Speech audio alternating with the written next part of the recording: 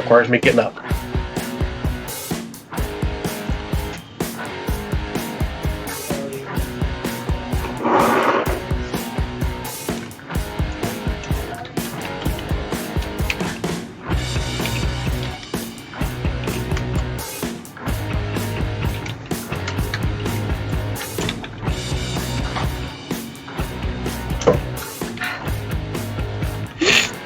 Spilling.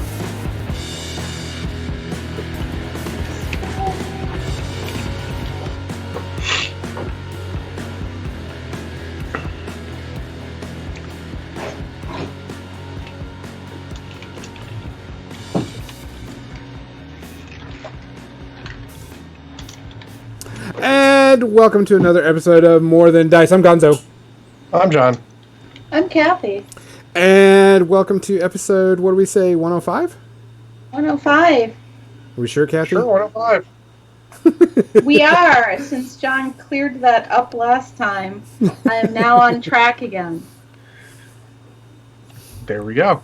So there we be. So welcome to 105. Today's episode, we are going to talk about, and it's John's favorite subject, let them play, let them have fun. 2020. People have their fun. Let people have their fun in 2020. What that's going to be, we're going to let John take control of that. But before we do that, we need to do a big shout out to all of our sponsors.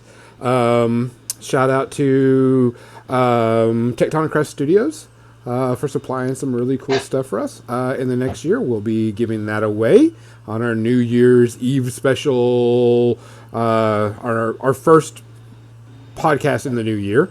We're going to do some giveaways. And then we also want to thank Muse on Minis for hosting this stuff and doing a lot of cool things for us. We also, if you like anything on Muse on Minis, use our discount code. You get 10% off everything you buy. And that code is More Than Dice, all one word. And we also want to thank Creature Caster for being super, super awesome and supporting us. And we will be doing some Creature Caster stuff in the new year. I have some models I need to paint. I'll be using the Creature Caster paints, which I'm really super excited to do. But I will be also working on some Marvel Crisis Protocol models again tonight, because I need to start getting my final 10 models that I think about taking to Adepticon ready. So we'll be working on that. Also, don't forget to watch Kathy. Kathy streams Tuesday through Friday every week, most likely, or most of the time. Or she'll be doing some new stuff. Are you going to be working on Plaid Widow this week, Kathy? I will be finishing up Plaid Widow because it's way easier to finish up one model than it is to finish up 8 models. So she'll be done soon. She's almost done. I just need to throw a little bit of color in her hair and her skin. And then I'm on to some more Marvel Crisis stuff. I have Iron Man sitting in front of me. I have Spider-Man. I'll be painting Venom soon. Cool. And, Kathy got lucky and got the new Venom. Guys, we're also streaming live on Facebook Live on our More Than Dice page also. We're testing out a few things. Should be okay because it's all done in one program now. Thank you. And we'll be working on that. I'm going to go and switch over to the paint cam so I can get started before we do anything else. Boom. I got to get rid of that a little bit. I was getting my 3D prints and I printed off my own personal child and set the model down and had some resin on the bottom of it and I haven't been able to clean it up very well lately, so I don't want to get messed up. So guys, if you're watching on Facebook Live, John's going to be paying attention to that also. I can see some of it. This is the way. No, this is the way. I got to reprint this. Hey, great big slug. You great big lug. So, Kathy, what are you drinking tonight? I'm drinking gin and tonic. What? Big surprise. John, what are you drinking tonight? This. What is this? Apple? Captain Morgan Apple Smash. Apple Smash. Fix my camera a minute. Not the whole thing, because I drank like a third of it already. So, Xander There's had no- guessed Freakin' and Dr. Pepper. aha! Phantom. Yeah. Right apple. I deserve it. Is that your Spider-Man? No, this is I already finished Spider-Man. No, This is that's Black Panther. Black Panther. Yeah, I Yeah. recognize that because Spider-Man's got the, that hand thing going. So you know what color you should paint him? Purple, Pink. Pink. pink. I am actually going to paint him black because it's going to be super, super quick and easy. Captain Mizzy is drinking coconut rum and juice, maybe a little wine later. I am drinking some scotch and a 12-year-old scotch. So we'll be taking on that. Only about a finger's worth today. So, do we have any tributes that we need to give out today, John, Kathy? I'm almost certain people died this week. I'm pretty sure. I did not hear of any celebrity deaths. Let's say. Okay. Or anything. Doesn't mean there weren't any, but considering how much time I had, If through if Facebook, anybody else knows of any, feel free to type in the chat. Yep. Hey, Brian Emick, you must be liking on Facebook. Yes. That's our new thing. Long time no see. So, to everybody listening, everybody watching, everybody doing everything, we greatly appreciate it. Thank you very much. Come check us out on Facebook. Check out our Patreon. Rewards are changing next month with some new things coming out and new things happening. So other than that, cheers. Cheers.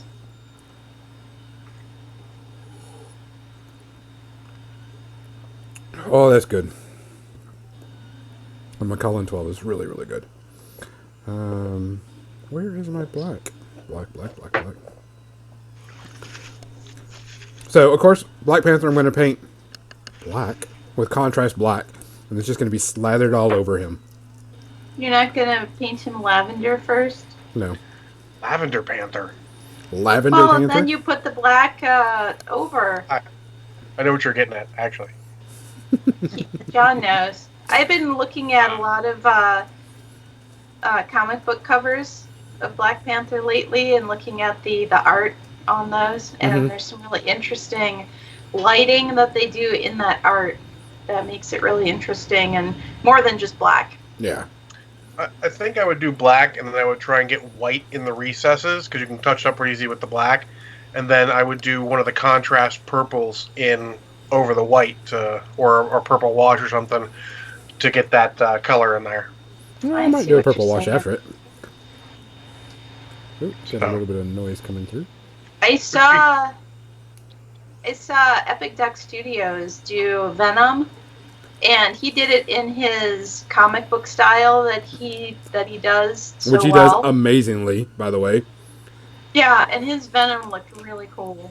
And I kind of want to take his color scheme and do my own sort of take on that. But he is my inspiration for that when I start painting Venom. Yeah, I know a lot of, quite a few of my locals are like, dude, do you know Epic Duck Studios? I goes, well, I know of him. I mean, I don't know him personally. He's like, well, his comic style is, really, really good. I'm like, yeah, he knows how to do the comic style paint scheme really well and stuff. So I know a lot of people follow him for that thing. Yeah, so he streams as Epic Duck Studio or Studios on Twitch. Yeah. So we'll shout out for him. So John, you brought up a good topic, and I think we need to cover it because this is something that we probably need to talk to a lot of people about, and hopefully people just get it and they understand. I hope so. So I mean, it's not a dig on anybody, but it's kind of something that we've noticed that we'll.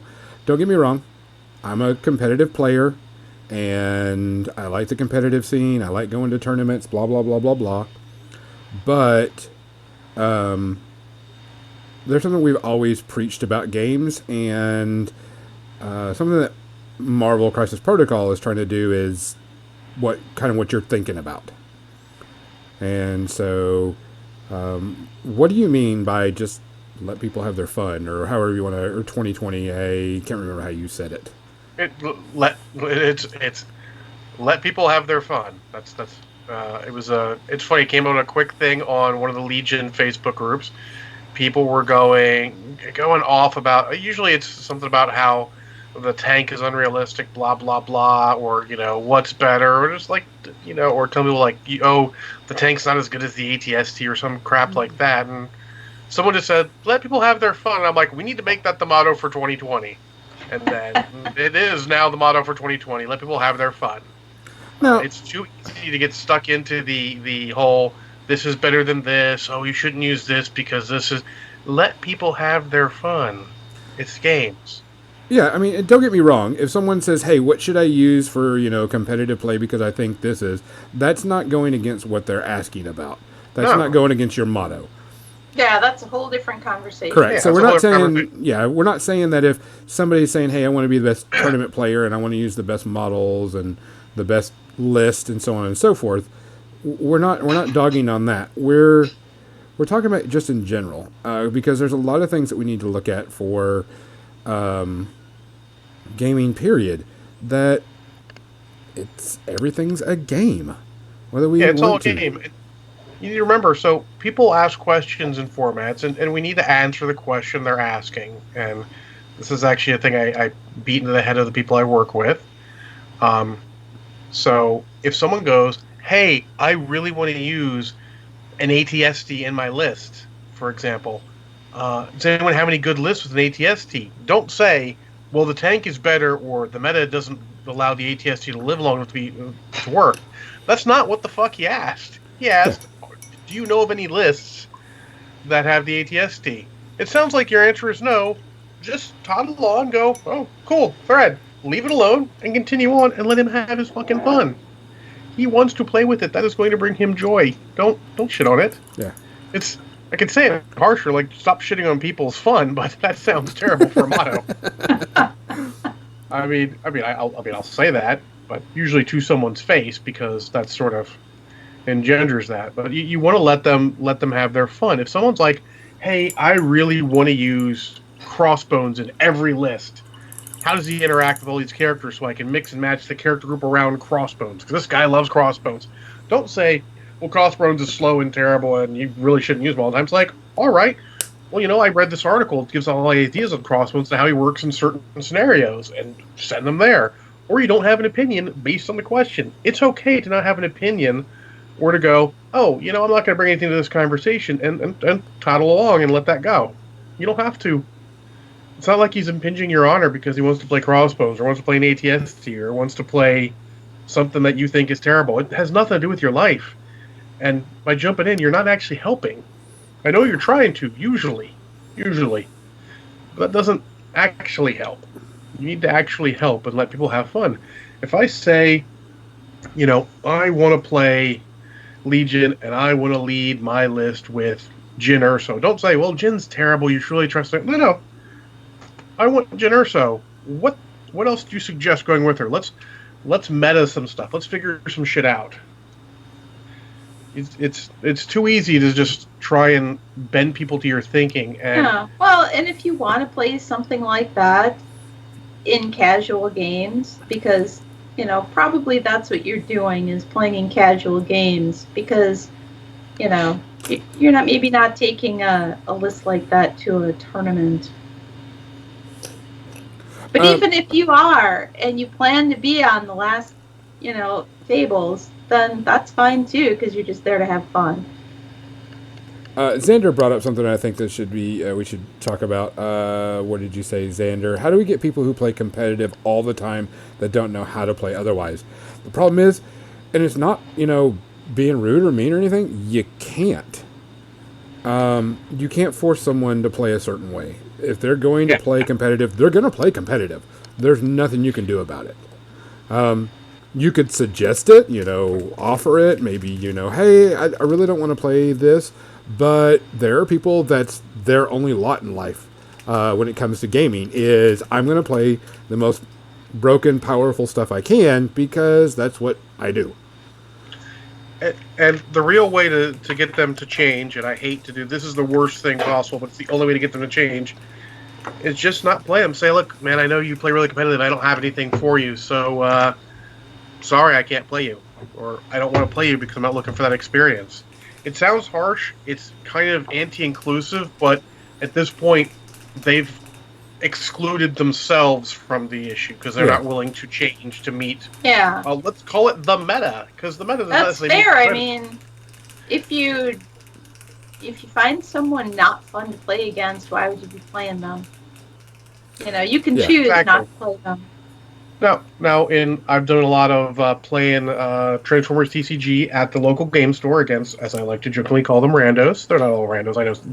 I know most of their names, but I sort of know where each one sits in the competitive hierarchy, and I usually ask them, "Hey, what do you want to play against? Do you want to play something serious? What are you doing?" Because some of them have different levels. There's a couple guys who only have one level. There's a guy who's like, "I only have one deck." I'm like, "Okay, cool. Well, let's just try some stuff against it then."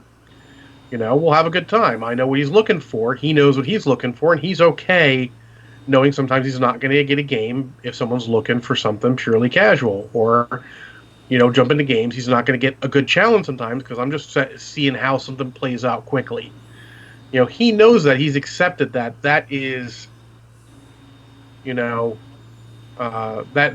sort of his lot in life now. He knows that. But there are people who don't know, and they just want to smash the hardest thing ever into every deck, regardless of what it is, or every list. And at some point, you just don't play them. And I hate that, because it's sort of the opposite of what I want to preach, but sometimes it is what it is. Yeah, and it kind of stinks, because you really don't want... You're not alienating them, but you got to play what you want to do, and not, I don't want to say stroke their ego, but that's about the best way to put it. Unless you are the one, unless you're the engine that drives that particular game at your local store. If you are the one who gets people playing whatever game or what have you, if you started it and you're the one keeping it going, you're going to have to be ready for everything in that case. But that becomes sort of your thing of letting people have their fun, because you're running the game. You have to sort of take a hit and let everyone else have their fun, because you're, sort of keeping it going. It's if you back when you were the War Machine guy running the store, or I was one of the War Machine guys, the standard bearers for the game, I'd have to be ready to play casual or competitive at any moment based on what people came in with.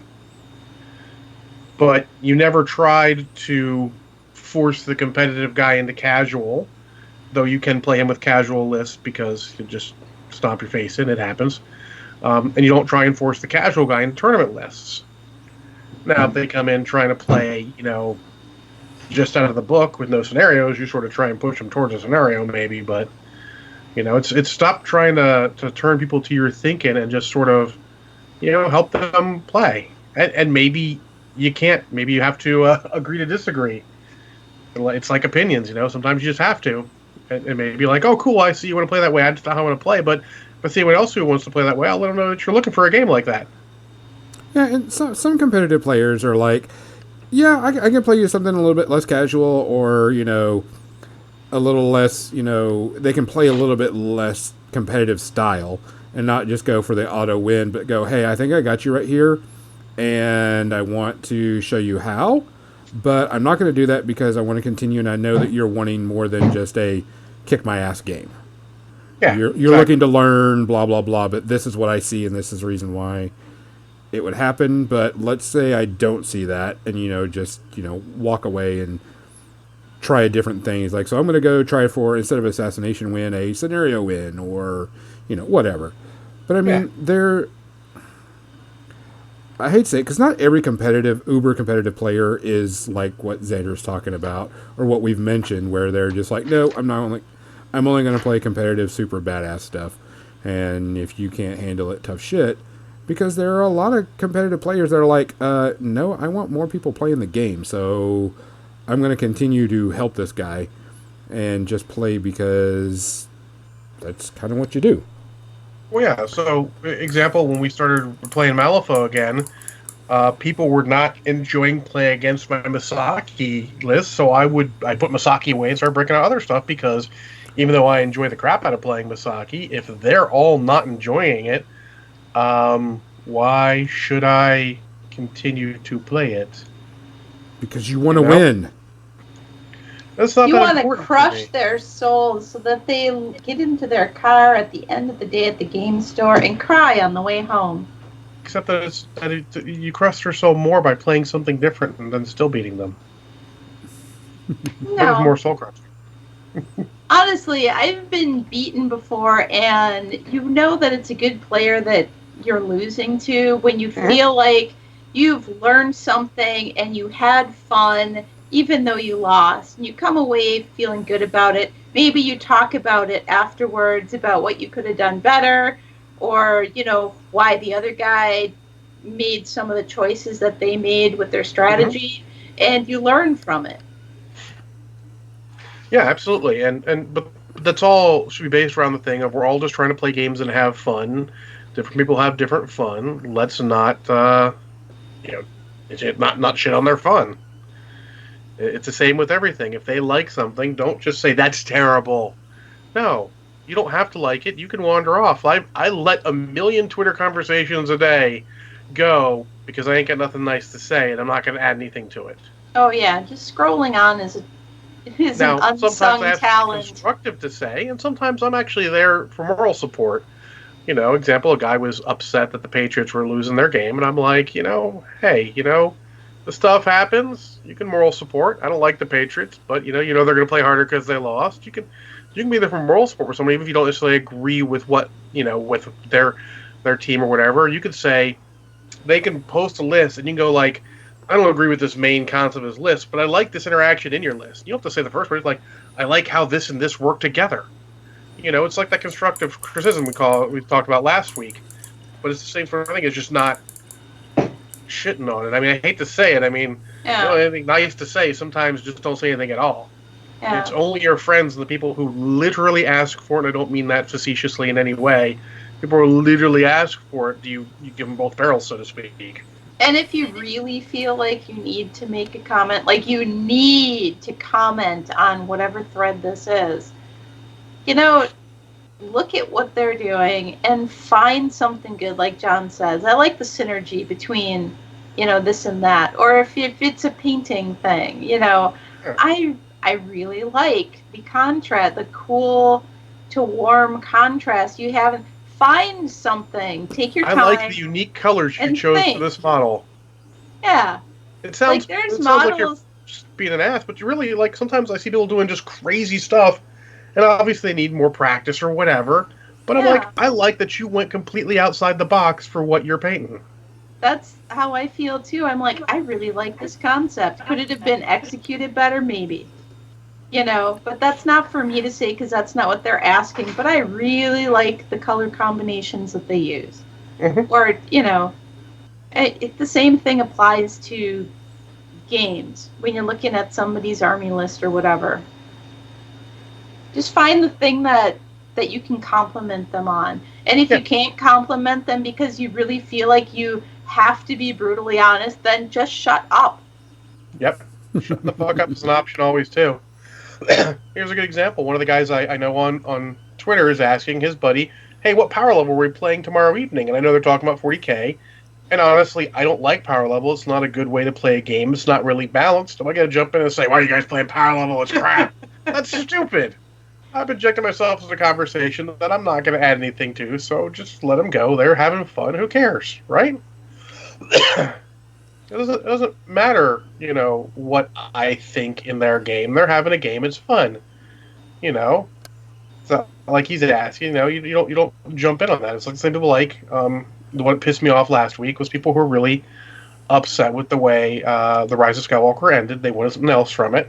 They didn't get it, and it hurt them because the movie really hit them in their soul.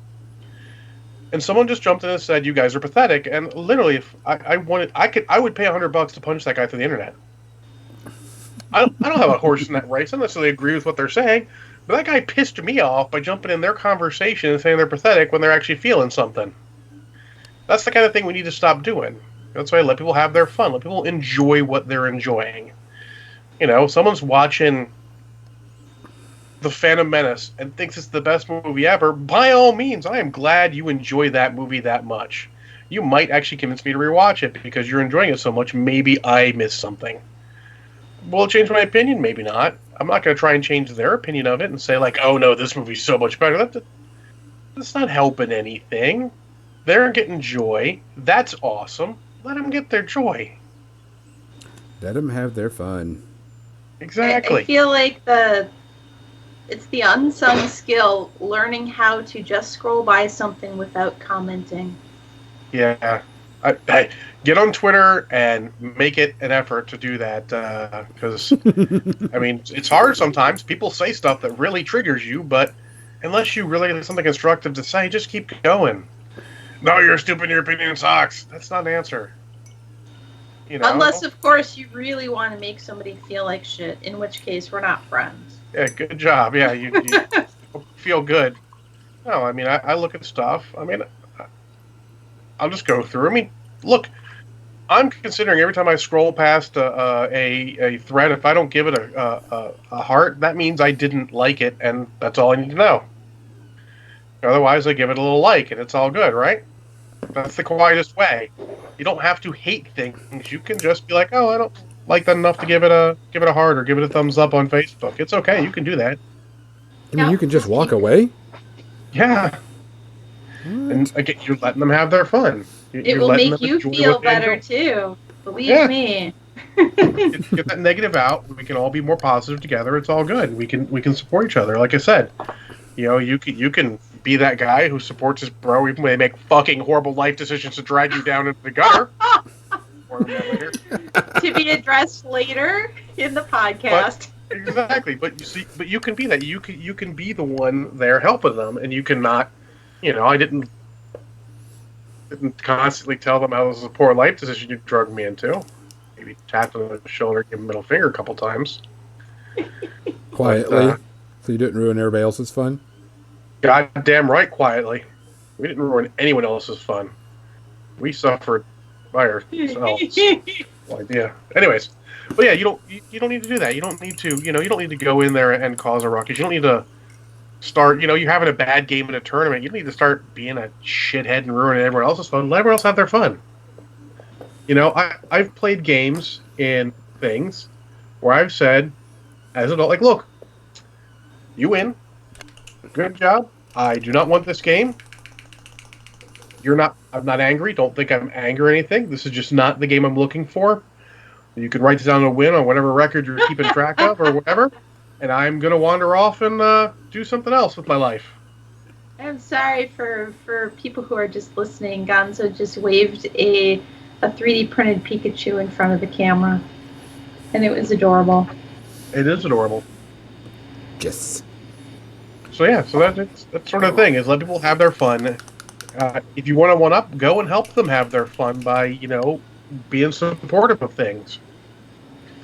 Like, when someone has a little, looks at their little down, like I said, where someone posts on Twitter, they're a little upset, say what you can. I mean, like I told you, the guy who was a Patriots fan, I followed him on YouTube for a while. He's upset. I'm like, look, man, it's not going to matter. They're going to get inspired by this. This is going to help them. Help them in the playoffs is give them fuel. They're going to be better off for it. I don't like the Patriots. I almost actively dislike the Patriots. But you know what? This guy seemed a little down. And damn it, I'm doing my part to help people and make them feel a little better. Not like my team's doing good. Fuck. It is terrible, but it is what it is, right? You can help people. It's like, just do what you can. Risdom Design asked, or said that was a cool print. Which one, Pikachu or the child? Yes. Both. Both. Yes. So were they just on Thingiverse? Yeah, they were just a Thingiverse prints. Someone had posted them up there. And I was like, oh, yep, those are good. You can probably hear my printer behind me, too. Yeah, it totally sounds like some crazy Star Trek thing. Yeah, sorry. I got one last print. I thought it was going to be done by the time we were done. It's not loud. It's just, It's only loud because I'm not currently ranting. But, I mean, I there's something to say about letting people have their fun. One of the things that came up and I thought was interesting is at Adepticon, of course, Marvel Crisis Protocol is going to be there. Cool. I'm happy about that. I was able to get into one of the first games. and stuff, but their thing is not a tournament. It's don't record your wins and losses. They're just doing a little theme thing on it. And I'm like, cool. I can just bring whatever 10 models I like and just start kicking people's butts and just having a good time because it's not worried about win or lose. Now, don't get me wrong. Like I says, I am a tournament style player, but I'm not all about that, and I'm kind of interested to see what they do and how they do it. And what I'm really, really interested in is their tables, because I want to see how they do their tables. Well, go ahead. I was going to say, I mean, they're in the interesting position of having a game that is out of the box, able to be played competitively. So by making events that are the opposite of what they can normally play, i.e. casual, weird scenarios, they diversify their group inherently. Correct. I mean, I see too many games now where literally everyone only talks about tournament play. Oh, what 10 characters you're going to bring? Or, oh, hey, what's your sideboard for this deck? And I look at them, I'm like, I don't have a sideboard. I don't fucking play competitively. If I had to, I'd think of one at the time, but I don't really care. Yeah, I mean, don't get me wrong. Play to have fun. I'm going to bring 10, models that I think are going to do well together. I'm just not going to pick, 10 randos. I'm going to be like, okay, well, the reason why I picked this is because I like this ability and I think it helps with this one and blah, blah, blah, and point-wise and all that stuff. But, I mean, the thing is just you've got to... And it's hard to say it. You got to get back to what we're doing, and that's playing games. And like I said, I like competitive play because I like that, but you don't have to do that 24/7.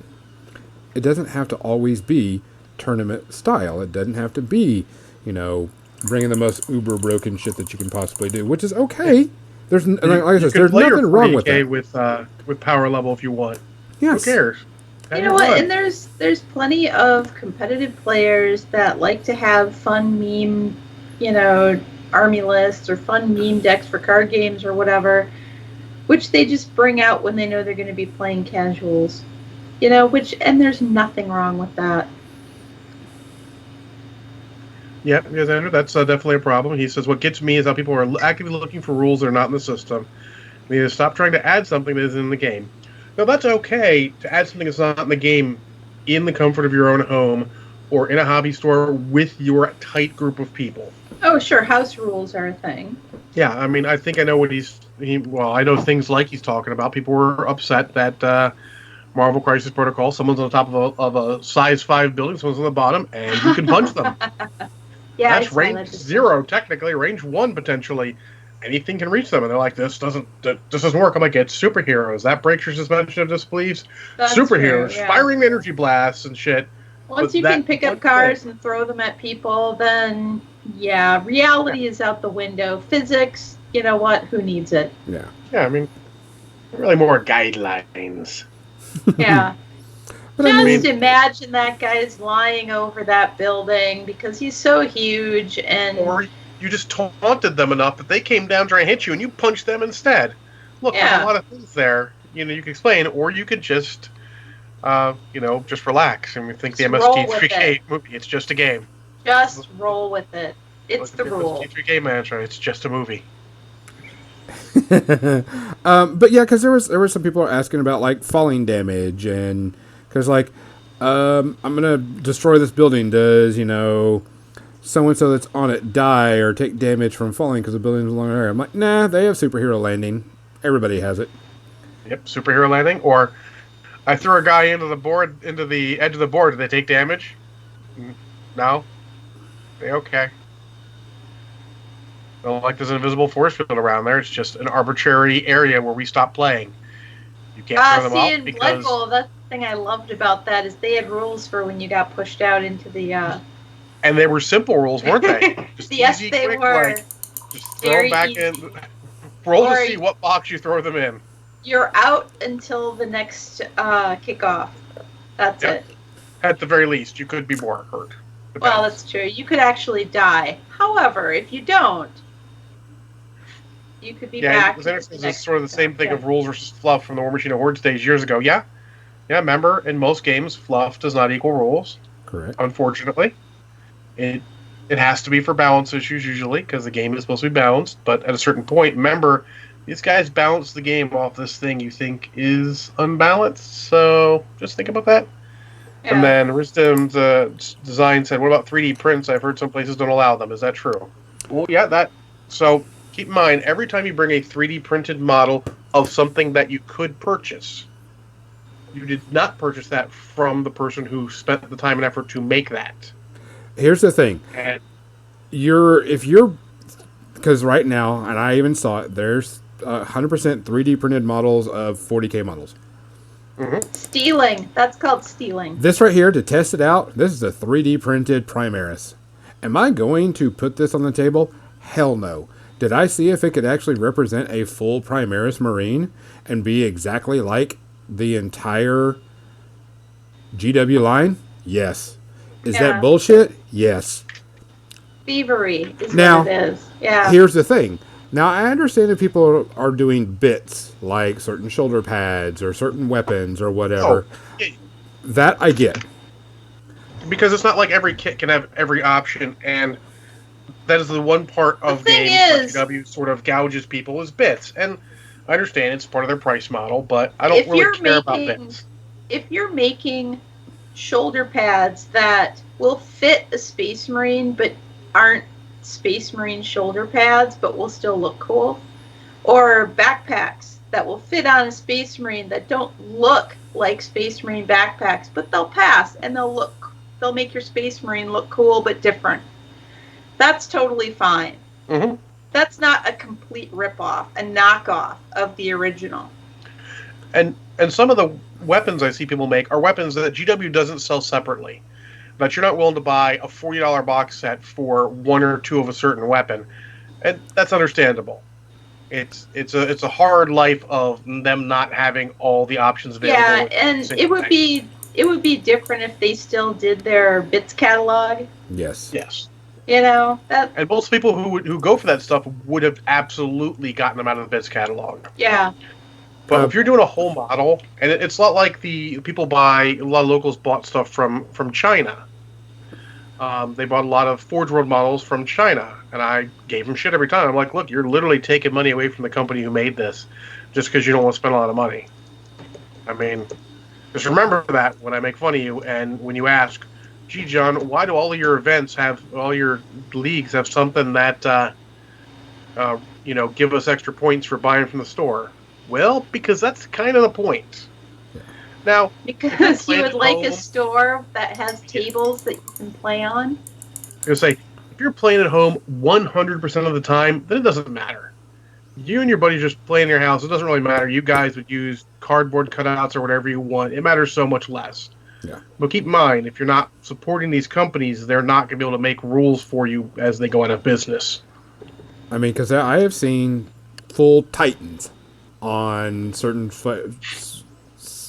websites of, GW stuff. Mm-hmm. And Oh, yeah. they're there, and people can print them. But there's something, I was like I said, I don't have a problem for printing a weapon, because, like one of the Tau weapons I have comes 1 to a $50 box. Yep. And you need 12, typically, on a unit that you're going to field. And I'm like, I could see you wanting to print that weapon. No one's going to pay $600 or whatever the fee is for those from one of those bits resellers who opens the boxes. Yeah. Because there has to be multiple bits, or they're basically charging you a portion of $50 based on what they can quickly sell. And that's really a lot of money for an option that, in a perfect world, should be available in the box. There We was live in a perfect world. there was one weapon that I wanted to equip more of my Dark Angels with for veterans and sergeants and stuff, and that was the Storm Bolter. Oh, yeah. And just the Storm Bolter with a hand was incredibly difficult to find. It didn't just come on a sprue or in a box. It was actually a metal bit that you had to order special. Now that's something I could see maybe I would still feel weird about somebody knocking that off exactly as a 3D print. They But totally do. If GW doesn't make it available at all like they used to, that's what are you going to do? I mean, I have 3D printed Stormbolters because I wanted more Stormbolters for my Death Watch. Who doesn't? But a guy between that and shotguns, and also because I don't necessarily like the way the shotguns look for the Marine ones, because they're all cool, but they're all two-handed like this. What if I want to give them a chainsword too? What if I want some posability? What if I want variety? They're not losing money because it's not something I was going to buy from them. In fact, sometimes it makes me buy more kits because I want to make more guys with Stormbolters, and I need more Deathwatch Marines to put the Stormbolters on. Yeah, but an entire Space Marine complete with everything. Or a tank. There's a lot of people who do tanks or Titans. We just totally sidetracked right into this whole 3D printing. That'd be a good topic for an entire. I think we have had that topic before, but it's a big topic. It's going to be the big topic for the next ever. Really? Yeah, forever. Because here's the thing: you can 3D print pretty much anything now. It just depends if you're willing to do it or not. Especially with the stuff I've seen online and certain places, you pretty much can, and like this, you can pretty much print any damn thing you can think of as long as you can make it. All these the child. Yeah. What things? That's not Disney license. None of that is. That's a ripoff. That's stealing their IP. The thing is, it's Disney, and so everybody's going to be like, well, they have a gajillion dollars, so who cares? They did make 80% of the money at the box office last year. It's still stealing, though. Yeah. Absolutely. But here's the thing. There are a lot of people that do 3D printing just for themselves and don't sell these, resell stuff or sell things because there's no need for it. It's like, blah, blah, blah, blah, blah. Just do it for, whatever. I have 3D printed a child for someone, and I says, hey, pay me for my materials and your shipping, and it's yours. I'm not making a profit out of it. I'm just getting what I need out of it, and it's done. But, there are people that are like, because most of the files on Thingiverse are free, or, whichever thing you're going to, and a lot of them are like, don't sell my stuff. But you can go on there, and people are going to sell your stuff. I actually bought some files on Thingiverse for alternate crew members for the Rebel laser cannon. They're whole models, but they're part of a bigger model because I just don't want all, Hoth troopers on there. I want some troopers that look like normal Rebel troopers on there, so I can use them more interestingly in my army. So there you go. It is what it is, and it's a hard thing. You have to decide for yourself where your line is for that, what you're willing to do, what you're comfortable with, morally speaking. Having worked all through the industry, I know exactly what parts of the industry are hurt by what you don't purchase. So, and if you're spending, all your money at the local game store anyways, and still 3D printing stuff, there's not much I can say. You're really already giving all you can.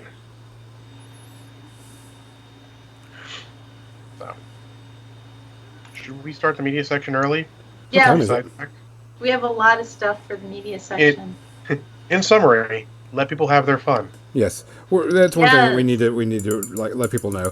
If someone says they want a casual game and you can't give them a casual game, don't play them. It's okay. Yeah, they're not going to be mad. They're not going to be upset.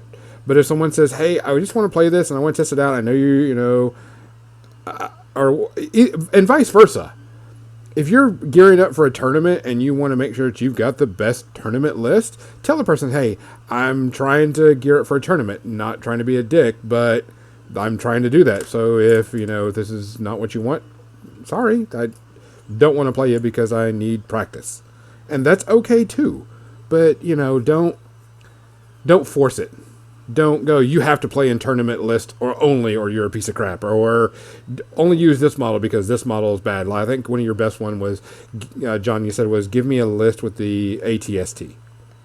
Mm-hmm. That to me is a perfect thing. They didn't say you shouldn't say don't use the ATST, but go, hey, this is what I would make. Yep. or these are upgrades I've seen people use on the ATST that work, or that Correct. scare me, or I think are interesting. And if somebody likes a movie that you don't like, or, you know, has a hobby that you don't like, or does anything that you don't like that doesn't affect you in any way, And don't mostly say it doesn't. anything. It's okay. Let them have their fun. Continue on your way. I'm going to continue to collect stuffed animals because they're adorable and soft. And John is going to continue to like his Star Wars And my Transformers. And Transformers. and then his Transformers. You know, don't And judge. Couch can continue to like his 12-year-old Scotch. I also like that, so I'm kind of in total agreement there. But yeah. Oh. Okay, So- I can go ahead and get rid of. I got Black Panther pretty much done. I mean, there's not much to it. That's the reason why I was like, I got to get him done. I can get him done really quick. Wait, his necklace is white? It's actually silver, but it's being washed out Oh. by the light. And for some Oh, reason, okay. it's still auto focusing, which really irks the crap out of me. That's so weird. And I set it not to autofocus, so whatever. I may just take and scroll this in because you don't need to see all this space over here. Type That's thing. what I always do. I always zoom in on my Yeah. model. But I mean, it is the where's it at? Army Painters Shining Silver. So, and then I did white on the eyes. I don't know what I'm going to do with the eyes, but I wanted white on the eyes at least. Let's go and switch to the media section. Media section. It's that time in the that podcast time. where we talk about movies and TV shows that we've recently watched, or books we've read, or music that we have listened to. Stuff Indeed. we like. Or Where don't should like we sometimes. start? Stuff we review. So I have 10 things. I will leave the last one for you, John. How about that? Is Oh, last one do we for me? need a teaser for it? Merry Christmas, Joe. You get to it to the end. So let's see. Let's go ahead and I can go with some of my easy ones. So I watched House with a Clock in the Walls, which is a Jack Black movie about him adopting, and it's got wizards and stuff in it. And I know it's based off of a book, but I was just like, oh, it's got Jack Black. I like him. He's kind of fun. He's, silly. I like him. He seems like a pretty cool dude. Definitely a kids movie. Kids would enjoy it a whole lot more than me. And I get that, but now I look at this and I can go, oh, okay, I can show this to my kids at school because it's, appropriate. It kind of reminded me of the, what is the R.L. Stein stuff that he did? Oh, the Goosebumps? Goosebumps. Kind of reminded me of a Goosebump type book, and it may be, whatever. But very Was much Jack Black in that movie too? Yes, he was in two. That's the reason why I said it felt really like that, and so I was happy with it. It wasn't bad. There wasn't anything negative about it.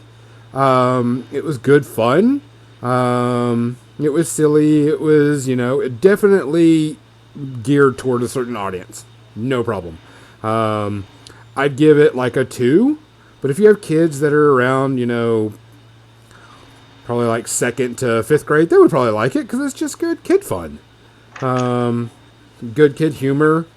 Definitely relevant to kids today because there's some stuff about, bullying and such in there. But overall, it was a pretty decent movie. I mean, I didn't have any problem with it. Not a big deal. John, do you have something else? Sure, I'll do a little quick one. I watched the first episode of the new Fast and the Furious cartoon that's on Netflix. Uh-huh. It's like Fast and the Furious Spy Racers or something like that. I'm trying to remember the exact title of it. How's the cussing in it? It's Fast and Furious Spy Racers. It is very inoffensive. It's very kids. Okay. I watched it because for John, I watched the entire Fast and the Furious series. Figured I might as well at least watch an episode of that, see if it's worth it. I'm probably not going to watch any more unless I have some time when I'm eating dinner or something, and I've just got a little bit of time in front of the TV because I have to watch it on the TV because it's Netflix.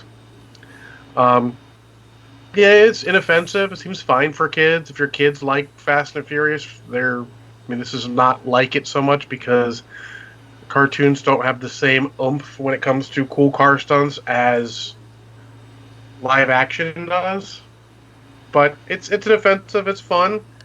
Though I will say that the animated Vin Diesel in it is the second most nightmarish thing I've seen this week. More on that later. Overall, I give it. It's two space herpes. It's kids fun.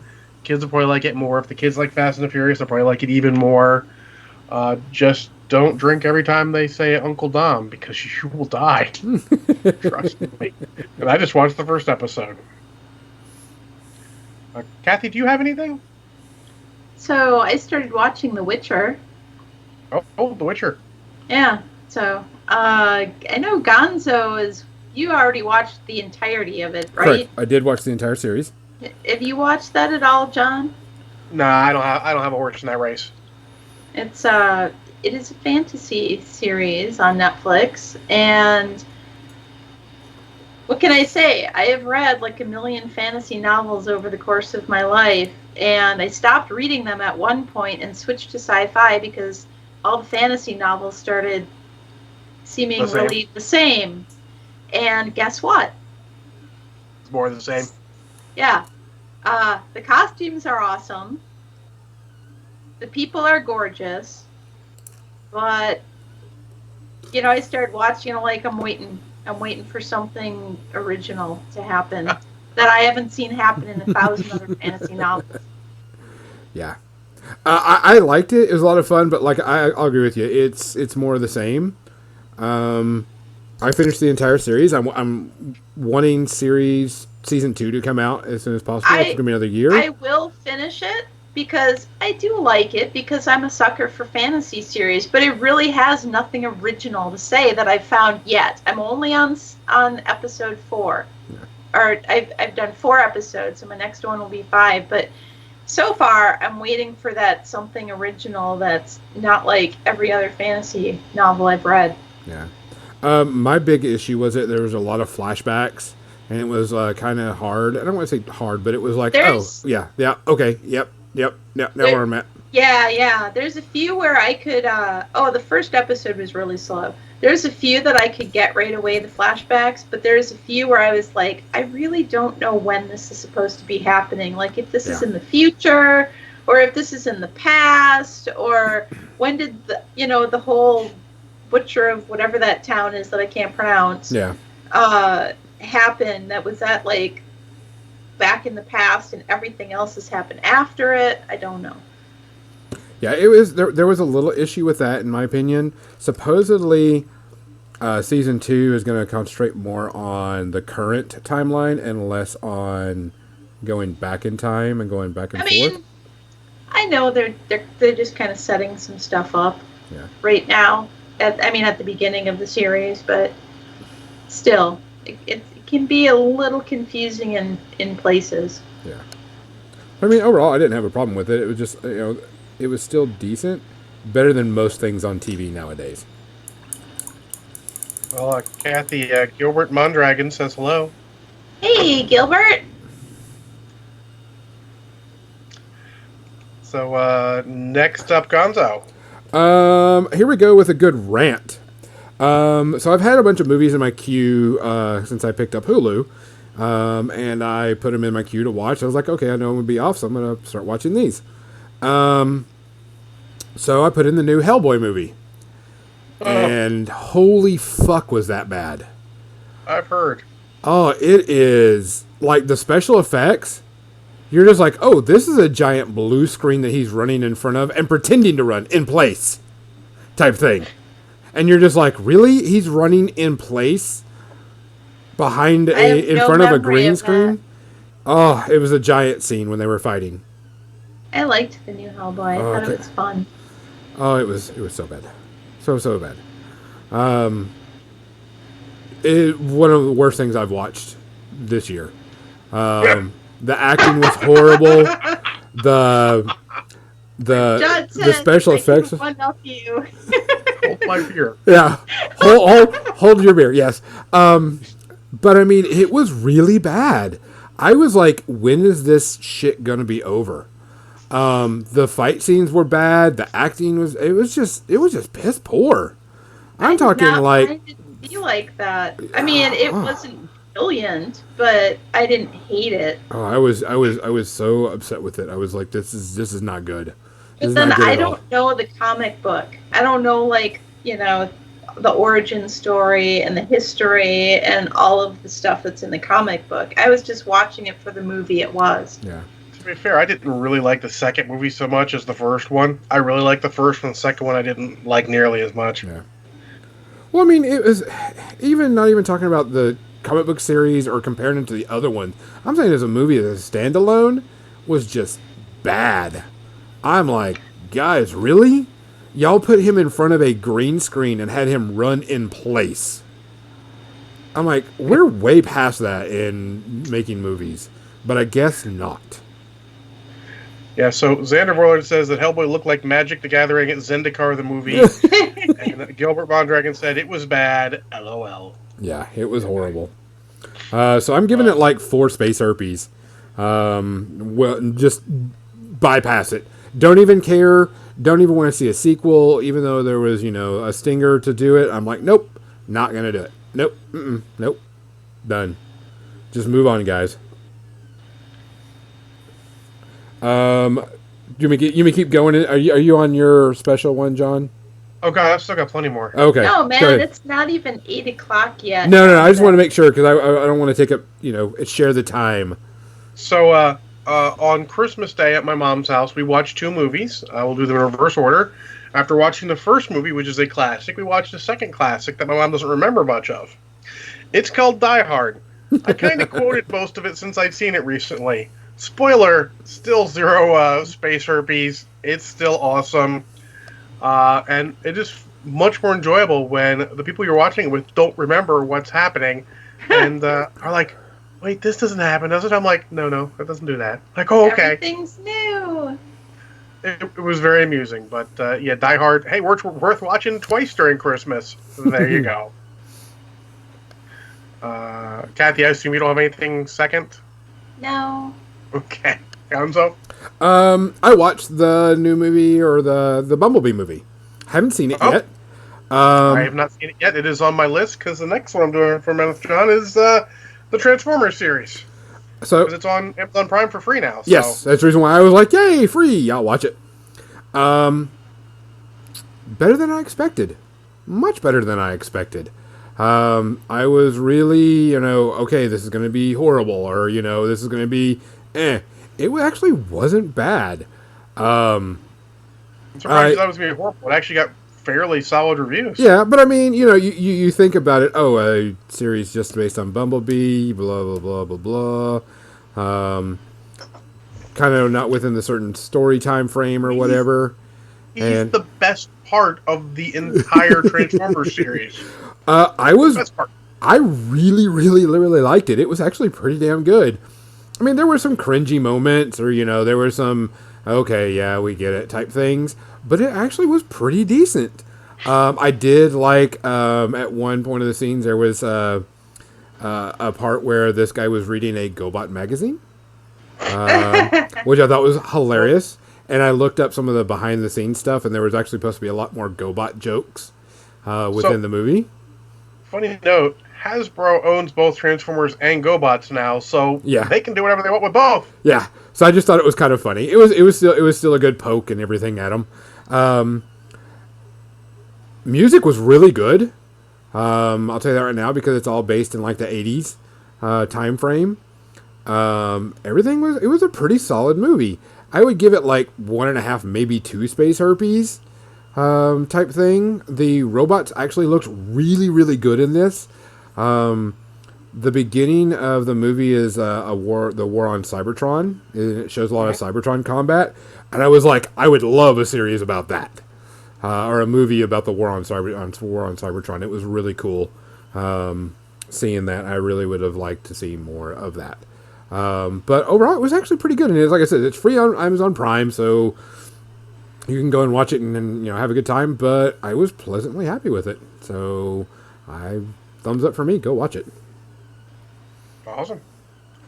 Well, the first movie me and my mom and my niece watched on Christmas Day was A Christmas Story. Oh, man. Shockingly, it was playing on Christmas Day. I don't know when that ever happens. A timeless classic. But we actually watched it, the whole thing, rather than having it on the background and catching bits and pieces. Mm-hmm. And it is still pretty much a perfect movie. It's just great from start to finish. It's funny, to fit it in the time allotted, they actually have to cut parts out because they're actually doing it in 2-hour blocks so people can catch it. And with commercials, it'll be a little more than 2 hours, so they cut out the part where he's pretending to be blind in a sort of flash-forward joke because of the soap that they're washing his mouth out with. They cut that part out, and I remember that even though I haven't seen the movie from start to finish in years. But still great, love it. Darren McGavin, God rest his soul, is great as the father. Peter Billingsley is great as the son. Pretty much everyone in that movie hits their part perfectly. It's great. I know some people haven't seen it. I'm looking at you, Mr. Cronepacker. You should watch the damn thing. Like never ever. Never Weird. seen it. Weird. Spoiler, Mr. Cronepacker is my boss. He occasionally watches these, so there you go. It's good. It It is good. He needs to see it. You need to at least watch it one time. What? It is a classic in any sense. To shock anyone, zero space herpes, and I give it 4.95 Casablancas out of 5. I'd go a solid 5. If it's the movie I think you mean. I mean, it is, but 4.95 out of 5. Saying, yeah. This will just touch off of the Casablanca, but It's amazing. it is. I cry at the end every single time. Gonzo? Next one I watched was Replicas, Keanu Reeves movie about his family dies and he creates clones of them. I want to jokingly note this is the second movie from one of the YouTubers I follow's worst of 2019 list you just covered. It sucked. Yeah, this movie sucked. It was bored to tears. You knew exactly what was going to happen. You knew how everything was going to go. It was very poorly placed, the placing, spacing, and everything of it, and it was just the pacing was just bad. I was like, this is horrible. You didn't feel anything for any of the characters, because before you could get a chance to, they went to the cloning stuff. Story is that Keanu Reeves' family dies in an accident, and he clones them and tries to keep it secret because blah blah blah. I had a dream like that about my dog. Wait, The Sixth Day? Arnold Schwarzenegger? The Sixth Anyone? Day? What? You don't remember the movie The Sixth Day with Arnold Schwarzenegger? Was The Sixth Day? No. No, What I was it don't. called? Oh crap, now I gotta figure it out. Gonzo, continue. I'm gonna figure this out. Okay. But I mean, like I said, the pacing was horrible. You didn't care about the characters. You didn't care about what was going on pretty much the entire time. It was... You could see everything happening. You're like, okay, they're going to try to do this. Okay, yeah, they're going to do this. Yeah, they're going to do this. Yep, we got it. Yep. Okay, get to the end. And, I mean, this is like breaching, 3.5 space herpes. Complete pass in my type of book, which sucks because, we love Keanu. But this was just a bad movie. There was nothing redeeming about it. Are you saying it was better than the Beastmaster? No. But I love the Beastmaster, though. I think John's full of crap for his rating on the Beastmaster. Right? I think y'all needed to see that shit when you weren't a kid. It's not a fucking good movie. Yeah. Like, But I it mean, stretched- but you know what it is. Nostalgia's a bitch. It is. But And yes, the movie is called The Sixth Day, starring Arnold Schwarzenegger, involving cloning and all. Released in 2000. But I mean, a complete pass for me. If you just don't watch it, it's free right now. Just skip it. Go to something better. Go watch Bumblebee, or go watch some of the other ones I'm going to talk about, because there was a couple of them that were really, really good. Excellent. Well, we're getting closer to my end. I decided on Christmas Eve, I was done working. I had hobby streaked. I managed a hobby streak really quickly and get that done. So I went downstairs and Baney and I watched Avengers: Age of Ultron because I just have to click a button. It's on Disney Plus. What? Then you have to get up and put the Yay! Blu-ray in. So it's still great. I still love this movie. I still think it's very underrated. I would still rate it the third best Avengers movie though, because Endgame and the first Avengers are really, really good. But I love it. I think it hits on all marks. The only missteps it makes are really minor ones that are sort of just weird plot choices they didn't need to make, like the whole widow thing where she says she's a monster because that procedure was done to her. She didn't choose it. If she'd said she'd chosen it, that probably would have gotten it a little closer to what he was going for. But that's pretty much the only real misstep in that movie. Other than that, I think it's great. I think it hits on all cylinders. It starts to show the cracks that happened in Civil War, but I love the crap out of it. I give it half a shot of crack and half a space herpy. Gonzo? Next one I watched, and I thought it was interesting because I was like, oh, I've seen this somewhere before, and heard people talking about it, and the Green Book. It came up on Academy Awards. I think it won like Best Actor and Best Picture or something like that. Never heard of it when it came out on the awards, but it came out free. I think it's on Showtime for free or something like that. And sat down to watch it because I'll take a stab at it, and it's a drama. It's a drama comedy in a way, but it's based off the true story of this African American piano player and pretty much this gangster. And the gangster has to drive and protect the piano player wherever they go. I can't remember when it's actually set in time-wise. Let me see if I can figure it out real quick. Was it the 50s? Yeah, it was 62. 1962. And so it's one of those movies, I really, really liked it because it did give me some emotions and some feelings. And I was like, I'm going to kick this guy's ass. I'm like, okay, no, it's a movie. Don't want to kick this guy's ass. But because, there's so much racism and sexism and there's just, but I mean, it's the sign of that time. Of everything, and you're just like, there's some great comedy in it too. Vigo is really good in it, playing this character. I don't know how to pronounce the other guy's name. That was the other actor. Vigo is good in everything. Yeah, but I mean, it was very solid. I didn't know it was based off a true story when I watched it, because they did show some pictures of the real person at the end, and kind of described what happened to him after the movie ended. Very good show. I really, really liked it. I'm giving it like maybe 1 type space herpes because it's just, there's just a little bit in there. You're like, oh, this is going to be, this is actually pretty damn good. It was acting was great. The story was really good. If you're like me and, injustice against people based on anything, you just want to reach through and just like, I can't believe that we're still doing that to people.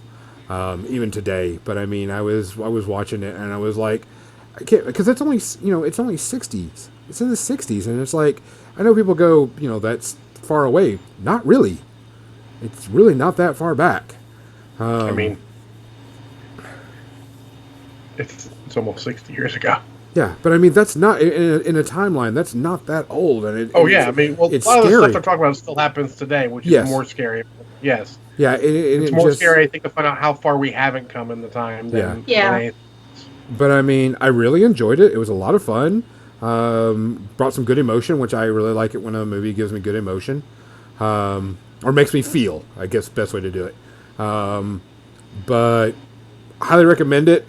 Like I said, maybe half to 1 space herpes, because it was kind of that hidden artsy film for the Academy that never even heard of, and they were like, oh, okay, watched it, and really, really good, really like it. Go see it. Highly recommend it. Cool. Well, I've got 2 movies left, and I'm going to talk real quick about a graphic novel. Sorry, a movie and TV series. You know what TV series, Gonzo. I'm sure we're going to touch on it a little bit, so let me know when you get there. But after this, it's you until we get there. I'm going to talk about. I've been reading the Transformers series on Kindle Unlimited, and I've read the Robots in Disguise series and the More Than Meets the Eye series. And now I'm reading like the follow-up to one of them, which is called Lost Light, where they lose their spaceship and all. And I'm usually okay with these coming in blind, where I like stuff has always happened before and I don't get it because they're not complete.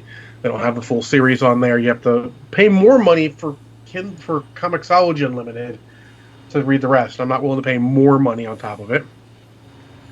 But I started reading this, and it's just not as good as the other ones. Like the first book was solid, but the second book, it's going into stuff about characters who, to my eyes, they just introduced, and I don't really care about. I mean, I'm sure they're going somewhere with it, but it's not as interesting. It's not as funny and as witty as the book that came before it. So I'm gonna give it a 2.5 space herpes tentatively right now, because while I would have given the I think it's the Robots in Disguise, which is the one taking place on Cybertron, like a 1.5, because it's a little more serious and not as fun. And then the More Than Meets the Eye, which I believe is the one where they're going on the quest for the Night Cybertron, like 1 space herpy, because it was super good. That perfect type of humor and wit in the middle of everything that we love generally. This just doesn't hit those marks. So I would say, unless you're really invested and you've gotten up to this point, I'd skip these. There's plenty of other things that can Unlimited. In fact, that's one of my New Year's resolutions, to read more again, because I need to read more. Gonzo, take it home until you get to the one we're going to share, and then my last one. Which one are we going to share? The Mandalorian. Oh, okay. Okay. Then I got quite a few. Lost in Space Season 2. Binge watched the entire season, putting together models. If you like Season 1 of Lost in Space, you'll like Season 2. Season 2 did have a small bit of issue where it was less about the Lost in Space and more Lost on a Spaceship type thing. But it did have to do more with the alien race and everything.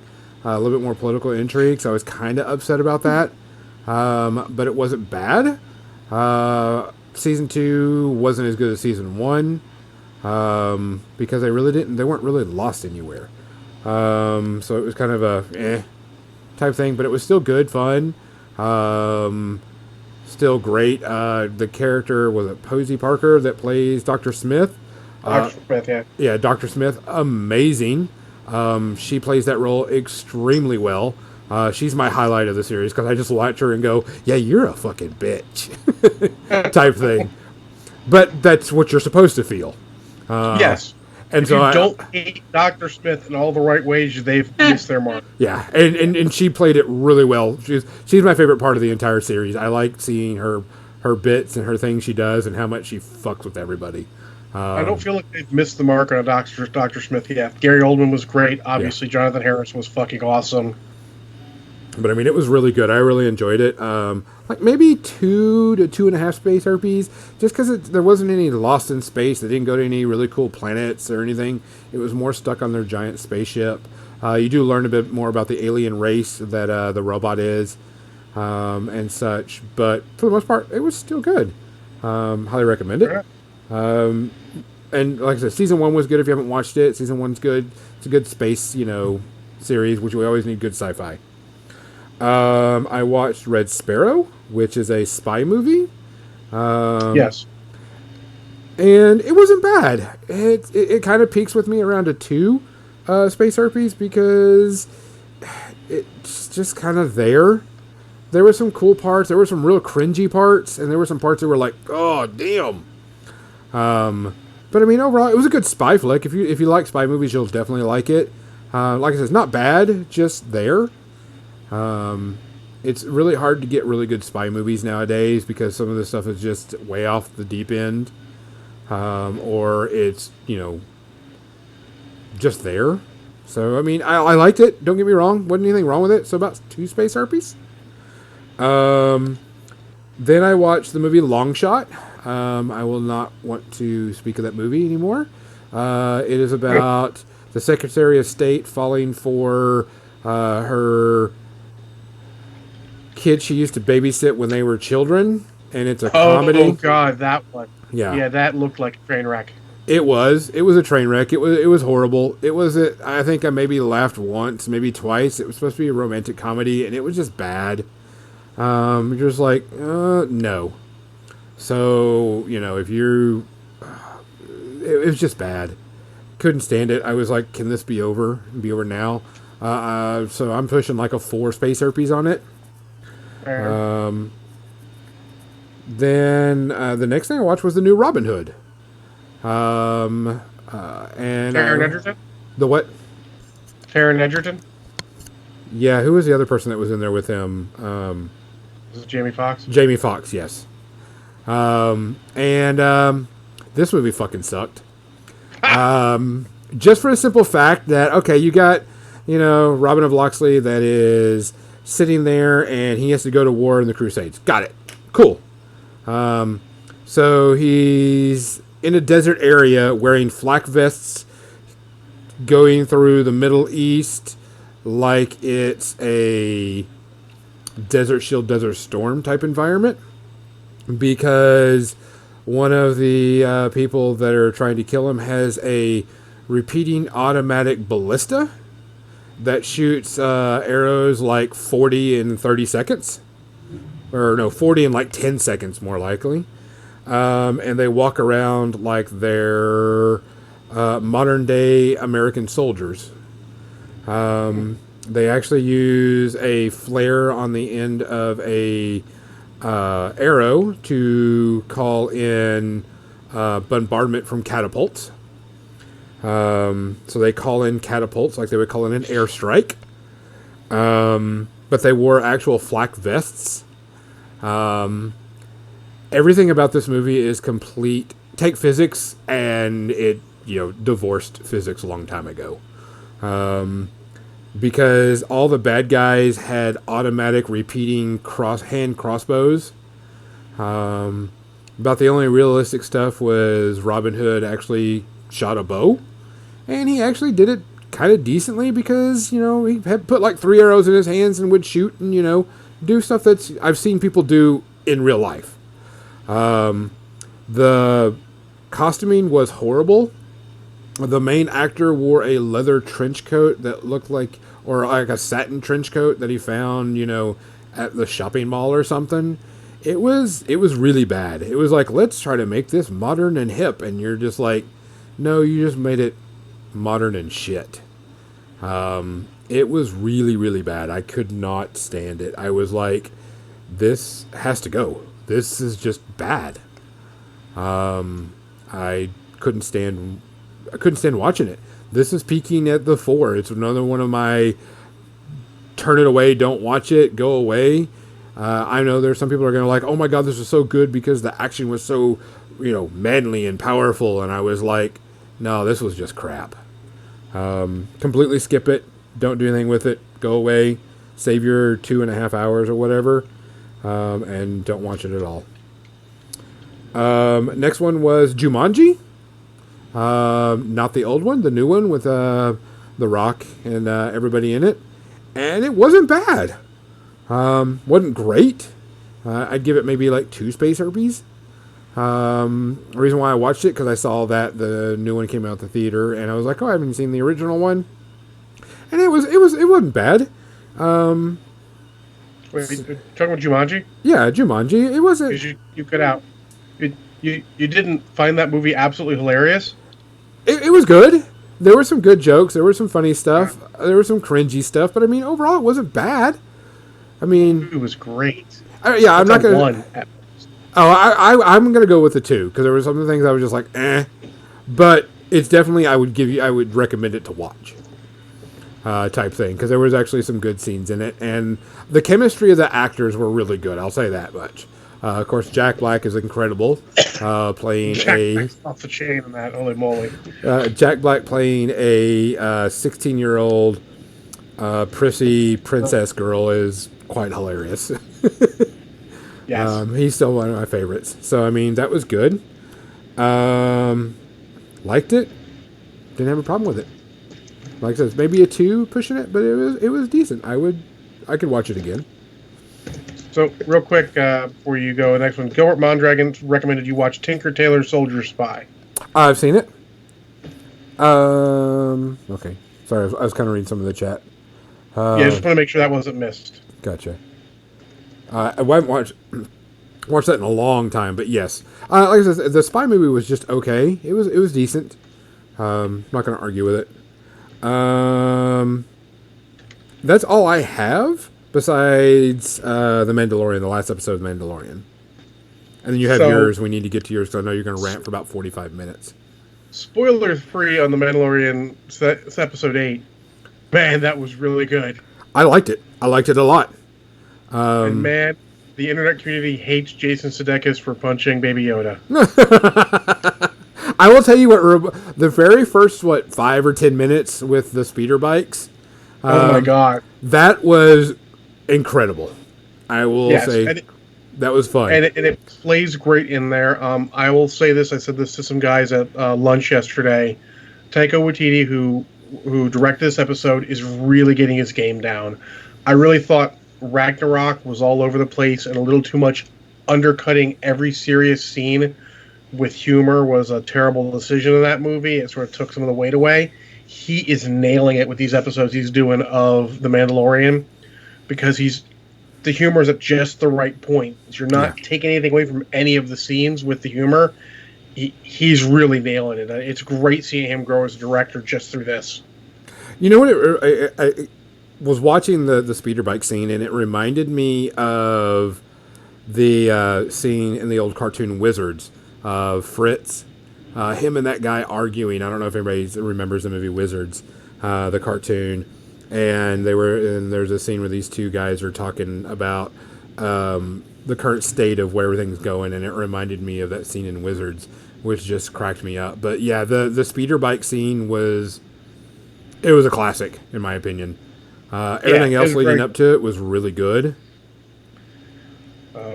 I give the series season 1 -1 space herpes. -1 space herpes. I liked it. I zero space herpes type thing. It was really good. Can't wait to see more. There are some things that you wouldn't expect from a Star Wars series type thing because everybody's like, oh, this is Star Wars. It has to be serious. But they're just like, no, you don't. This is just really good. Solid. Very enjoying it. Yes. So now for the elephant in the room. I'm going to just sit back and sip my scotch while you do this. So, last weekend at lunch, my boys Norin and Immortan Joe decided that we should all go see Cats together. I'm not sure how this came about, but Joe was the main instigator of it.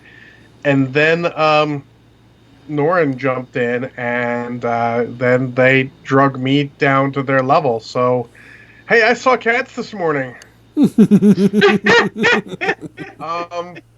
On the bright side, we watched Cats, then we went to Genghis Grill and had some nice lunch, and we recorded something. I'm not sure what the sound quality is going to be like, so you guys might see something else released as like a separate thing coming up soon. I got to listen to the sound quality, see what it sounds like, see if it's worth releasing or not.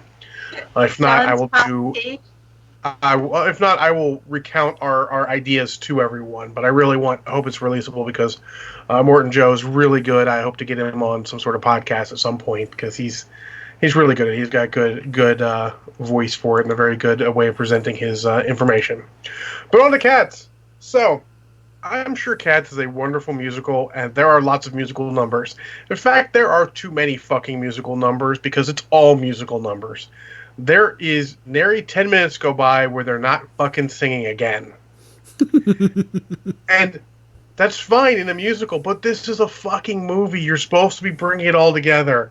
And it's not really coherent. At no point does it really explain for the average person what the fuck is going on. You really have to get context clues and sort of like, what are they? I don't know what they're talking about. Just let it roll, and eventually it all comes together at the end. But that's not how you make a movie. And honestly, whoever greenlit this fucking movie is crazy. They should have looked at this and been like, wait, this doesn't make any coherent sense. What the fuck are you doing? So, did they just assume that everyone in the world has seen Cats the musical and knows everything about it. Well, that or they made $100 million movie for a very niche audience. Because, I mean, so apparently I know things from Cats. Yeah. Just like I know some of the songs. I apparently know some of the names because I've heard them before. I don't know where, but they're in my head. I'm like, oh, that name's familiar to me. But that doesn't mean I know Cats. I'm like, what's going on? I'm just waiting for something to be explained. And most of it isn't fucking explained till the end. And there are points for this movie. Yeah, at the end you're like, too late. Like I gave up on life all Lego. I mean, there are a couple times where 3 or 4 times in the movie I reached over to my right, tapped Norrin on the shoulder, and just gave him the middle finger. Like various points in the movie, and once was only passed along, so he tapped Joe on the shoulder on the side of him and gave him the middle finger. I know at some point I got a message from you after you had gone into the movie, and it just said "fuck." That was after the movie. We had walked out of it. Because as I said earlier in our earlier portion, I made sure before the movie started that Joe and Norrin were aware people are here trying to enjoy the movie. Yep. We're not going to ruin that for them. Correct. Because, let's get this straight. Cats as a musical is an amazing musical. Yes, sure. If you say so. Well, as a movie, it's fuck awful. Yeah. It's just... So, it is nonsensical at points because you don't know what's going on. It is not really so much a story or plot as in things that are happening. I mean, it ends up being a story or plot, but you don't know that till the end. You're like, they're meeting all these cats. I don't know what they're meeting them for. Like, if I'd read, like, the Cliff Notes on Cats, maybe I'd have an idea, but I don't. This is... What's this about? And there's a scene with singing cockroaches that's just like, what the fuck is going on? Am I on drugs? This is what being on drugs is like, right? And I tried against everything to try and get them to let me drink beforehand and then pick me up, but that didn't work. So I was stone cold sober during it. And wow. I'm not going to tell you the plot because it's not really a plot. I'm not going to tell you a story because there's a story, but fuck. It's just a bunch of musical numbers spliced together with no explaining who everyone is. You sort of get the idea that Idris Elba is a bad guy. But you don't know what or why. They don't explain a fucking thing. And in a musical, it's probably okay because you're not looking for that. You want the musical numbers that are all sort of meshed together. I mean, to be honest, basic threads. In a musical, you do actually have a story. Yeah, not this one. I feel like, again, the musical has a story, and maybe they just assumed that because it was so popular on Broadway for so many years that everybody has seen it and knows that. Possibly, I don't know, but they just completely failed. So not one song in there had any emotional impact to me because I had no fucking clue what was going on. Even the end where they're singing Memories and it's supposed to be this big touching thing, I didn't fucking care because there's no context on why this cat was so sad and has terrible memories. Besides, apparently she used to be a big deal and then sided with the bad guy and was no longer a big deal, but they don't explain any of that. So I don't fucking care. I'm just like, cool, you're saying, get the fuck out of here. Are we done? No, we're not done. Because then you had to watch her fly off into space, watch the bad guy lose, and then you have Judi Dench fucking address the camera directly, and they have to sing another fucking song on how to address cats. I don't even fucking care. Like, this is the end of the movie. Just fucking end. Don't tell me how to address cats. I don't fucking care. It mystifies me so much because a lot of those actors are actors that I love in other things. Oh, I am not going to say anyone phoned it in. I don't feel like anyone phoned it in this. I feel like they were going up to the maximum potential of the source material that was presented to them, but it wasn't fucking any good source material for a movie. Hey, Juicebox. Idris Elba's putting it into it. Judi Dench is putting it into it, but I will say Judi Dench in fucking that cat CGI / makeup is fucking nightmare fuel.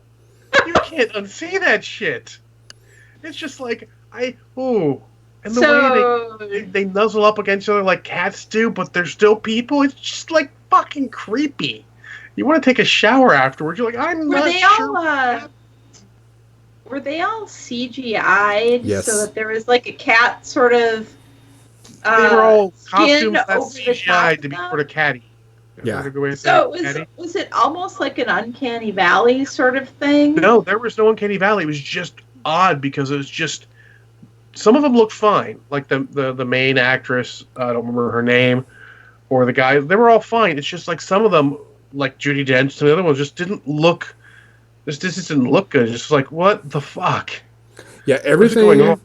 was all the people. Their fursuits were CGI. That's the reason why they had to redo Yeah, okay. a new splice into it and update the movie, because there was one person that was still in a suit, in the green suit, and wasn't CGI'd. There was Judi Dench's hand that wasn't CGI'd. It was a human hand. There was Like- problems where like people weren't walking on things; they were walking above things. There was some really bad CGI issues with the entire thing. But This whole thing sounds Someone who like really a loved horrible cats train must wreck. notice that shit and mention it because I wouldn't have noticed. Fuck.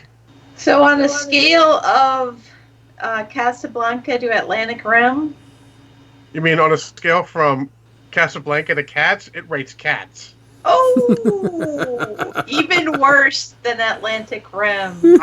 If given the choice, I have no choice but to watch one of these two movies. I would watch Atlantic Rim because it is shorter and it makes more sense. All right, we have a new scale here, folks. Yes, Atlantic it Rim is has been toppled. 5 space burpees, and God have mercy on your soul. Don't watch this fucking movie. I want to say, the Taylor Swift's scene in it, she may be the best singer in it, and that sort of thing is Judi Dench is a little old, and her voice isn't what it used to be. And so her songs are, and some of the songs are just weird because they're not like full songs. It's like songs, but they stop them to do sound effects or whatever with the environment, and it really robs some of those of their punch. And that's terrible. You can't let a musical movie do that. You have to have the song go through and then do all your bullshit. Well, Do your because someone was bullshit saying, beforehand. So, like Jennifer Hudson, like sang her ass off in this. Jennifer. Yeah, but it was just overshadowed because it was so fucking stupid. Just so poorly put together. Yes, She too was, bad. Yeah, Griselda. That's she, too bad, she did kind of 'cause- sing her ass off, but it just didn't work. That song gave me nothing. It didn't hit me in the heart at all. So much talent there, except for in the writer's hands. No talent there. Like, some of it is, I don't know, it just should not have been made. You should have just taken one of the best performances of Cats and just recorded that and released it on DVD. You would have made a lot more money for a lot less. It's going to be a flop. $100 million is too much. Like I said, even with Taylor Swift scenes being the most musically capable, musically adept, it was still weird because this catnip scene and they got cats they're just acting. It was all weird. Why are you having people acting like cats? You need to have a sort of. There's a level where people act similar to, but not just like. That's not creepy. When you go all the way to, you're like, that is creepy as fuck, and I don't need that in my life. You didn't like the cat orgy? It wasn't really even an orgy. I think Doran said that cat girls are ruined for him forever, and he likes that talk. Yeah. I know someone was. Yeah. One of the things was people was complaining is why did Taylor Swift's cat has boobs and nobody else did? That is a thing I didn't notice. That's weird. Yeah, Taylor Swift's cat was the only cat that had boobs. Yeah, I did notice they didn't have boobs. I didn't notice that she did. I don't know. Fuck this movie. Fuck the people that made this movie. Fuck the people that thought this movie was a good movie, or that thought this movie was a good idea. If you enjoyed it, by all means, I'm happy you enjoyed it. No one else ever watched this fucking movie. Now, people are saying that this movie is going to turn into Rocky Horror Picture Show, where people are going to do certain things during it, or it's No. going to be one of these cult Rocky Horror classics. Picture Show is watchable by itself. This movie is fuck awful. People aren't going to watch this and do anything. It's going to disappear as a Pluto Nash level of fucking bust. They can only pray that it becomes Rocky Horror Picture Show. It is not. It doesn't have any of the redeeming features. Jesus Christ, Tim Curry would have made this movie 10 times better just by showing up.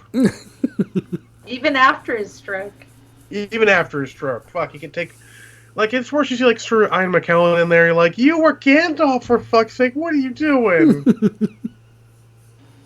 It's like, oh, for fuck's sake, why? That's why I was saying I've seen Judi Dench Yeah. be spectacular in course. so many There you things, go. and all these other people, Idris Elba, incredibly talented. But- And I was looking forward to it, and then I'm starting to read things about it, and I'm like, ooh. So, as Morton Joe said, Cats was so bad I donated to the SPCA. I felt like it set feline kind back at least 5,000 years. He literally donated. He showed me the receipt. He donated to the SPCA afterwards. I mean, this... Yeah. Fuck. Yeah, it's bad. I wasn't going to rate it the worst movie, but the more we talked about it, it's $100 million. How do you fuck up this bad with $100 million? I mean, CGI cats. spoiler for listeners to my end of year movie review. This is the worst movie I saw all year. Fucking Robo Vampire is safe. Fucking Beastmaster's a treat. No, we're not even agreed. I'd rather watch Firewalker, and that's saying something. That movie was pretty fuck awful too. Punisher Warzone? I might have to lower that. I don't know if I would have. I'd watch Punisher Warzone instead too.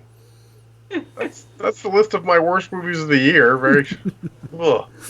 Jesus. All right, Why did I guys. do- Well, guys, that is our episode for the night.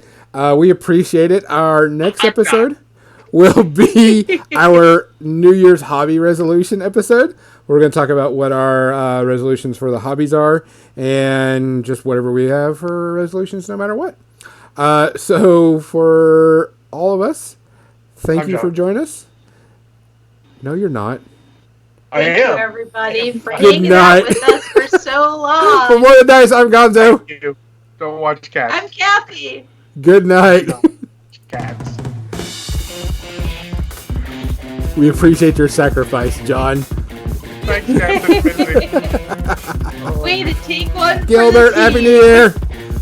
Like, Joe even paid for my lunch, and I'm still not sure it's worth it.